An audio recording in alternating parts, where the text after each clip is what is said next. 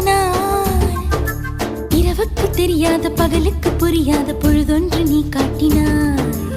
இதயத்தில் நீ இருப்பதனால் நான் தூங்கும் நேரத்தில் என்னுள்ளே தூங்காமல் நெஞ்சுக்குள் வாயாடினாய். கண்ணாடி நீ கடிகாரம் நான் உன்னுள்ளே ஓடோடி வாழ்வே. காதல் எனும் கடுதாசி நீ என்றென்றும் அன்புடன் நான்